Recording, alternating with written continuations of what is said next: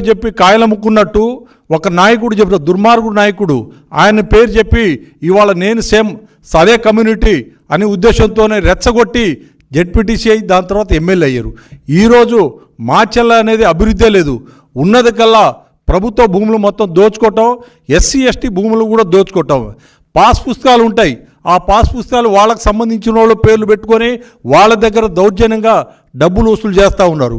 ఇవాళ నాగార్జున సాగర్ రోడ్లో కూడా దాదాపు 30 ఎకరాలు కబ్జా కాబడినాయి. అదేవిధంగా ఎత్తుపోతల దగ్గర కూడా భూములు కబ్జా అయినాయి.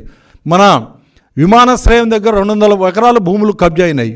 ఇవాళ ఎక్కడ చూసినా కబ్జాలు కబ్జాలు కబ్జాలు.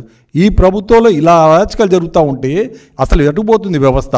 పోలీస్ వ్యవస్థ అయితే మరీ నిర్వీణం అయిపోయినాయి. అనిల్ కుమార్ రెడ్డి అనే ఒక సాగర్ ఎస్ఐగా ఉన్నాడు.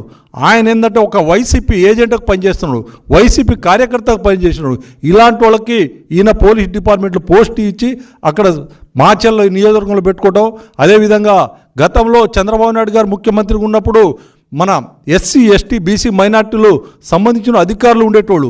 కానీ ఇవాళ ఈ రామకృష్ణారెడ్డి వాళ్ళకు సంబంధించిన వాళ్ళతోనే తీసుకొచ్చి అక్కడ పెట్టుకొని వాళ్ళతోనే అక్రమాలు చేయించుకున్నాడు మహానుగనుడు. ఇలాంటి దుర్మార్గపు ఎమ్మెల్యేని ప్రస్తాదు పలకాలని, అదేవిధంగా దాడి ఎవరి మీద జరిగిందో ఆ దాడికి సంబంధించిన వ్యక్తుల మీద కూడా ఎవరు చేయించో వాళ్ళ మీద కూడా కేసులు పెట్టాలని, ఓడిపోతాననే భయంతో ఏ రోజు నువ్వు కళ్ళకుంటా కొత్త పుల్లారెడ్డిగూడెం ఏజెంట్లు కూర్చున్నారో ఆ రోజు నుంచే అప్పటి నుంచే స్టార్ట్ అయింది. రామకృష్ణారెడ్డి అనే వ్యక్తి నేను ఓడిపోతున్నానని భయంతోనే పాలవాయి గేట్లో పోయి ఈవీఎంను పాల్గొట్టడం ఇవాళ చర్చకు దారి. గతంలో 15-20 సంవత్సరాల నుంచి అట్లనే ఈవీఎంల మీద దాడులు చేయటం అదేవిధంగా జరుగుతూ ఉండయి.